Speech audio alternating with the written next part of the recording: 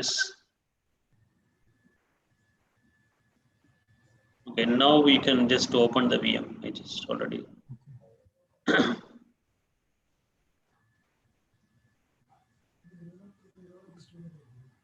So now what do you want me to open? Okay. Yeah, just open the VirtualBox, Oracle VirtualBox.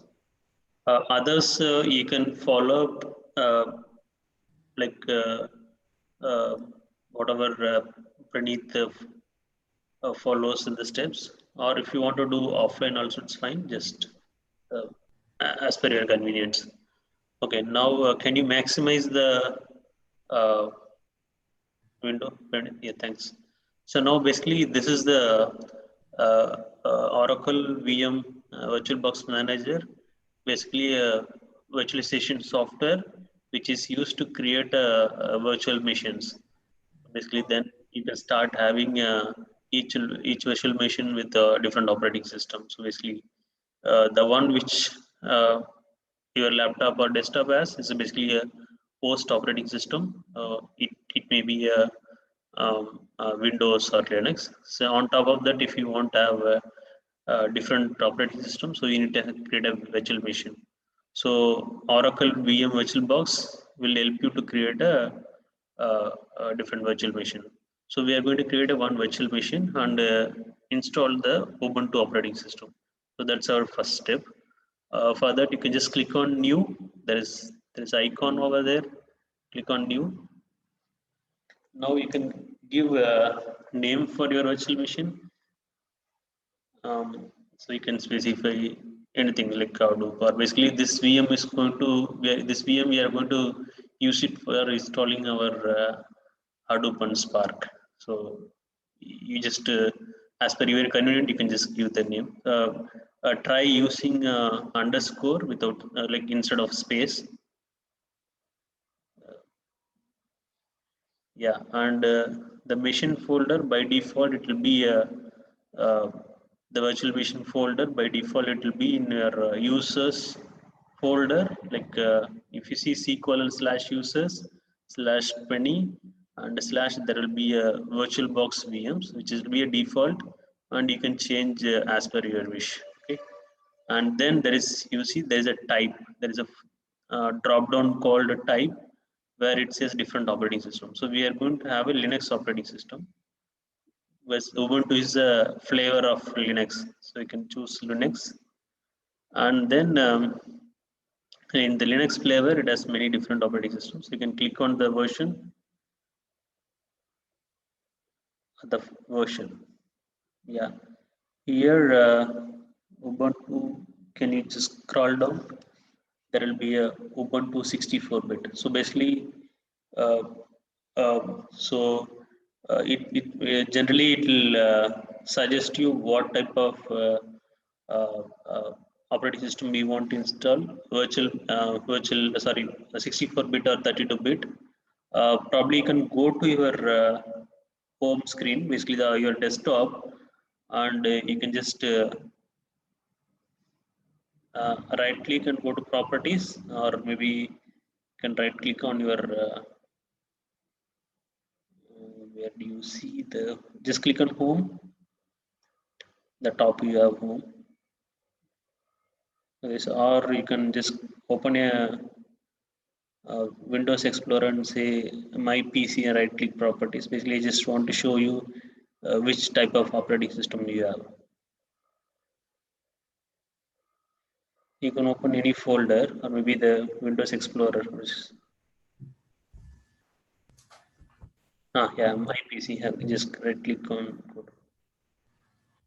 So do you this. want me to right click on my PC? Yeah, this PC. Right click on this PC and go to properties.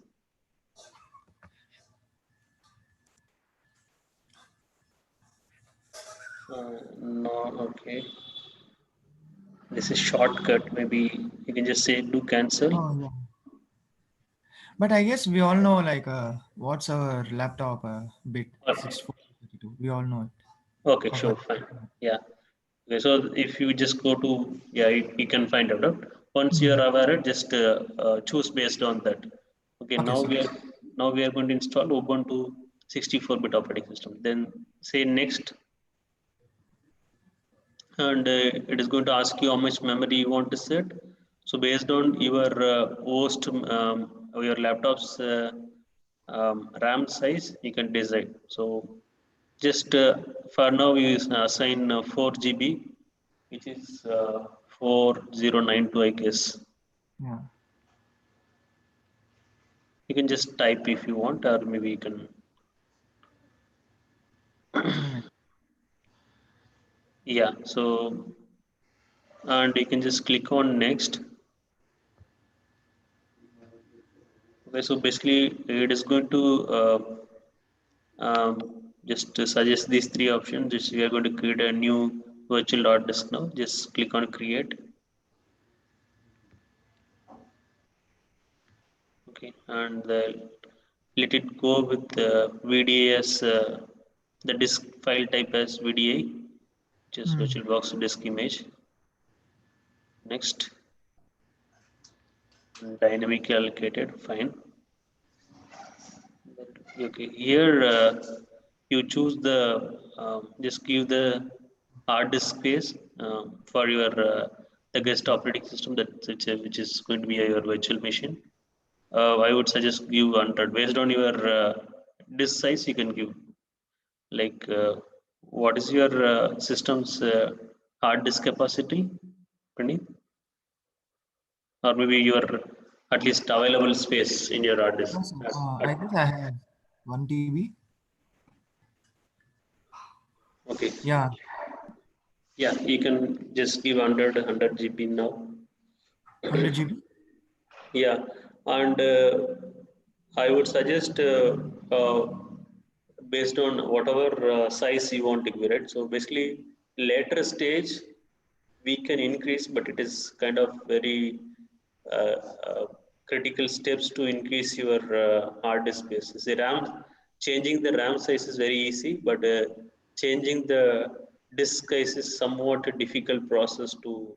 So just based on your disk availability in your laptop, just set it now itself, or else it's very difficult. I mean, it's a kind of some what you need to do is basically you need to there are a set of commands to increase and then redo the partition of your virtual machine. So it's a kind of complex steps to follow. So you can just decide either you want to decide go with 100 GB or 150 GB. So it's up to you. So minimum at least assign 100 GB. So if you're okay, Prani, you can just continue. Okay, create. Okay, so now the virtual machine we just created, but we need to point our uh, the operating system image file, which is a .iso file, and we can just start installing. Just for that, you just click on settings.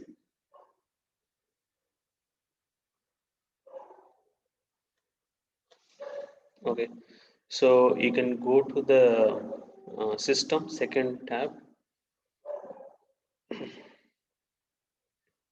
Okay, so this is anytime you can come to this system tab and change your RAM. So whenever your machine is your virtual box is stopped, you can come and change the RAM size very easily. Okay, now you can go to the storage, which is the third tab. Okay, now click on the CC controller colon IDE and then click on empty. Yeah, and in the right side you see optical drive, and there is a the disk image in the right side in the very right corner. Yeah, click on that and choose uh, the disk file. Choose a disk file, and now you need to choose the ISO file. I hope others are following up. Please stop me if you have any doubt or you want to go slow based on the things you do on your laptop. I am fine with that. Is that okay?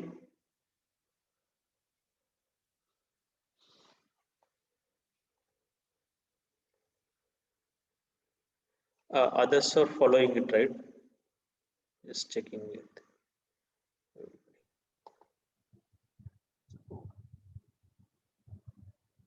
Vinitha or Okay. yeah, here. Yeah, Okay. thanks. Yeah, you can choose the ISO file.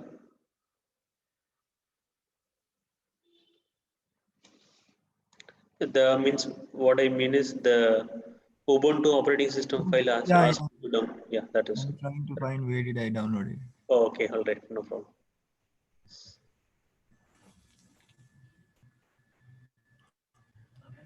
Is this the one, sir? Yes, correct. That's the one.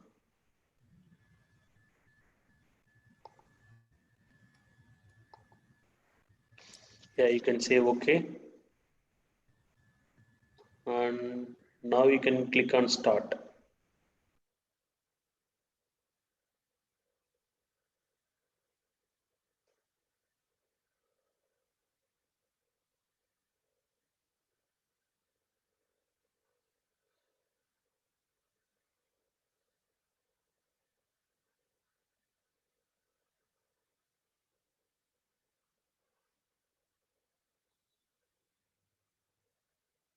So you can just start.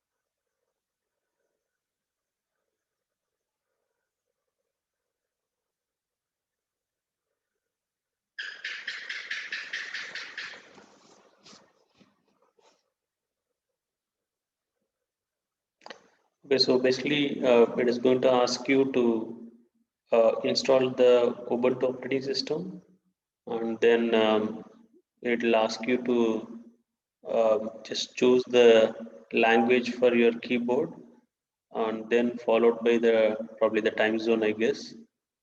Then it will ask you username, right? Username and password. So when you use username, just whatever you can choose, just not a problem. And what are the steps I given to you as a text file? So I'm using a username called data making. Okay, and my host name also with the same name, I guess, or maybe data making VM. I'm not sure. So basically, username you just as per your wish you can give, and as per the instruction as given in the text file, you just change the username accordingly. So that's one point I want to convey. Okay, so it will initially it will take some time to launch.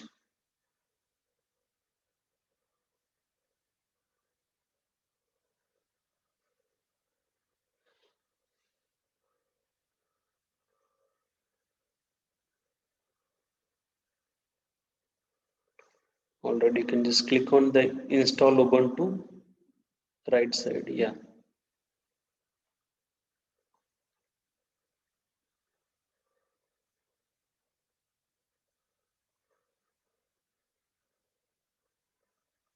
and you can say this is the like basically the keyboard layout.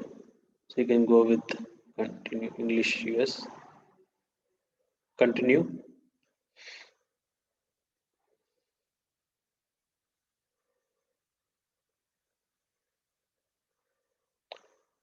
And so you can go with the normal installation, and you see there is a another option called other options, and you can click that, check that there is a one more checkbox: install third party softwares for graphics and Wi-Fi orders. Just click on this so that the Wi-Fi related uh, the drivers will get installed, so that you can just start using the internet inside the VM also, whatever the internet you use on your host machine.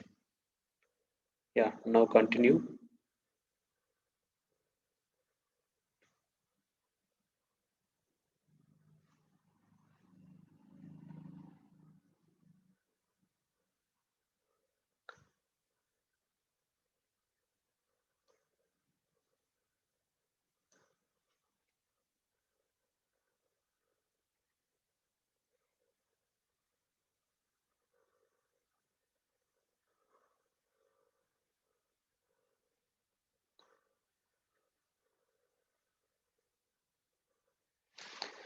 and so you can whatever the radio button choose, you just go with it. Basically what it this is, so it is not going to erase your Windows hard disk. So basically it is going to erase the space you allocated for this virtual machine. So not a problem, so you can just install now.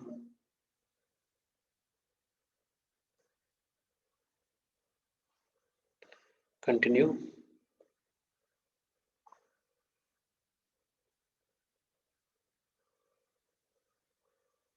Okay, you can choose the time zone as per where you live.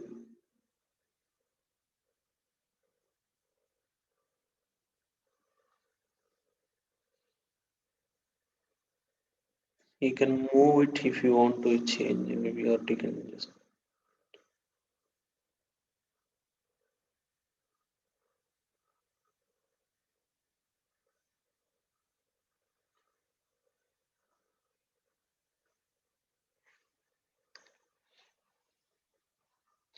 And this is the username. So basically, it's a kind of your full name. You can give any name, but this is a kind of full name. Then you will have a, yeah, yeah. Now you can choose. You can change the computer name if you want to change it, like whatever name you want to just give, or you can leave as it also. But the username is picked as Praneeth. That also you can change if you want to do any change.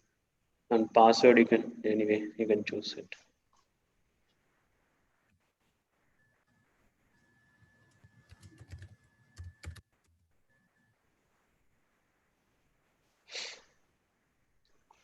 Just confirm the password and continue.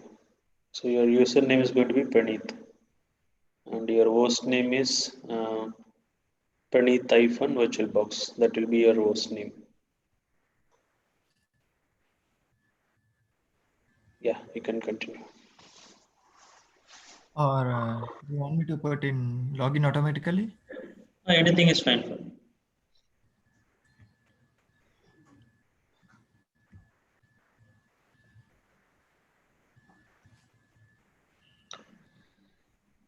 Okay, so now this step is going to take some at least minimum 10 minutes of time. Okay, so what we will do is um, until this gets complete, I will walk through the Hadoop installation steps so that once this is done, we'll just copy paste the steps and we just follow. Is that fine? Yes, sir. Yes, other it's going to take at least 10 minutes. So just okay. I just you can just open the text file which I sent. I'll just walk you through that so that we just that also gets recorded. You can maximize. So basically, in the step one, what we are going to do is we are going to install um, uh, the Java. So either you can just go with Oracle Java installation, or there is another OpenJDK Java also. You can go with anything. So I followed installing Oracle flavor of Java, and I would prefer to install Java 1.8 because next we will be using so the meeting now will get end by another 10 minutes, but use the same link to rejoin it. Okay, so I'll be launching the link again. Just you need to bear with me for a couple of weeks, then next I will get the extended version of Zoom. For now actually 40 every 40 minutes this gets closed. Okay, just sorry for that. Okay, you can once if the meeting is closed, you just rejoin with the same link. Okay, that's for the information. And now coming back to Java installation, so I would suggest you to install Java 1.8, which is Java 8. Why? Because next, once we complete Hadoop installation, we are going to use Spark. So, on the Spark version, which we are going to follow is basically Spark 3.x, which is 3.0.1, I guess. So, which pretty much compatible with Java 8. So that's why I chosen Java 8. So that is a very prerequisite for installing Hadoop. So because Hadoop is developed using a Java programming. Okay, so you need a JVM to run your Hadoop jobs. Okay, so that's our first step. So you can go and download using that URL which I given, oracle.com and JDK downloads.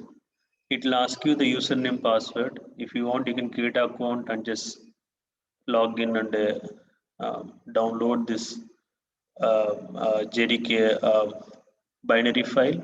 Or if you don't want to create an account, I just put it to the same file in my Google Drive and uh, shared it. You can just click on this URL which I given, Google Drive URL. You will be able to download that file. Okay, the JDK file.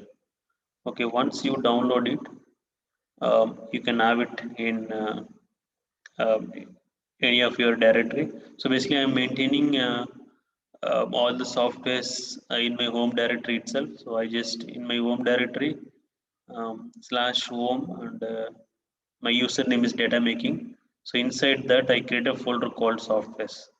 So inside softwares, I'm going to place this JDK hyphen 8U271 hyphen Linux hyphen x84.tar.gz. That file I just kept it. So I'm just going to extract this file, right? So you can just use the command called tar, tar hyphen xvzf and just give the compressed file name. So it will get extracted. Once this is extracted, so then the the extracted folder will be like JDK 1.8 underscore 271. So that's your JDK path for your Java compiler and Java runtime. So you need to set this JDK path as a Java home in your environment variable. So like generally we do set the environment variable in Windows, right? We just go to properties and then go to advanced settings and do the Windows the environment variables in Windows, right? Similarly, when you want to set any environment variables in Linux, we do it on the .bash rc file. Okay, so that you can in your home folder there will be a hidden file called .bash rc. You can open that file. So basically, we are installing Ubuntu operating system. So it has many editors. Uh, so you have a GUI based editor or you have a command line based editors. So I hope you would have uh, heard about the VA editor, right? Similarly, there's a editor called Nano, which is also like console based editor where can you open a file and do editing. So I'm using that. So I just given Nano space the file name. Tilde is nothing but basically refers your home directory, and then opening the bash rc file and just setting the Java home equal to whatever path your JDK file is extracted, just given, and then append it to the path variable. So export path equal to dollar path colon dollar Java home slash bin. So people who already worked in Java, so this is pretty much known for them. And if you want to refresh your the environment file, which is a .bash rc, you just say source space tilde slash .bash rc. Okay. Praneeth, probably we'll just check where it has just gone. Yeah, fine. Okay. So let it go. Now coming back to this, once you set the Java home path, you can verify whether the it is able to point to the Java compiler and Java interpreter. To check the Java version, you can just use the command called Java space hyphen version, which will pretty much say Java 1.8 is installed. So That's one of the prerequisites for Java. I'm sorry, for Hadoop. Now, second step is um, create a SSH key for passwordless login. Okay, why this step is needed? Because we are going to Hadoop being a distributed processing framework, your computation is going to be done it on multiple machines, right? And also just to take care of your job execution, it's there are multiple process. Java process is going to be involved to track your uh, file system, which is HDFS, and also to track your jobs in MapReduce framework. So there are multiple Java process communicate each other. Okay, so I'm sorry for the background noise. So to interact these Java process without login, because say one process may be configured in machine one, other process may configured in machine two. So if they want to communicate each other, we need to create a SSH key so that they, without typing a password, they can just interact with each other. So that's why we are creating this SSH key, and you need to just put it in that SSH key into the, there is a file called authorized underscore key. So to create a SSH key, there is a command line utility called SSH keygen. If this command is not working, which is SSH hyphen keygen hyphen T RSA space hyphen P followed by double quote without any space in between, we need to install SSH Open SSH server and Open SSH client. Generally, when you install Ubuntu, Open SSH client will be installed by default, but generally Open SSH hyphen server will not be there. So just to install Open SSH server, you can use a command called sudo space apt hyphen get install. So sudo space apt-get install, which is pretty much command to install any Linux package. Okay, and then you provide the package name, which is OpenSSH-server and OpenSSH-client. So which will install the all the necessary process for OpenSSH connection. Then you can create a SSH key file gen, SSH-key gen to create a SSH file. So if you run this command, so it will ask you a password phrase. You don't need to enter anything. Just say enter. So you need to provide. You don't need to provide any password phrase. Just enter. And also it will ask you the private key file name. For that also you don't need to enter anything. Just click on enter. So yeah. So until then we'll just complete this. We'll just reconnect in the next session. So this means because it is going to complete in 1 minute. Probably I'll just close this meeting. Please use the same link to join. Okay. Thank you.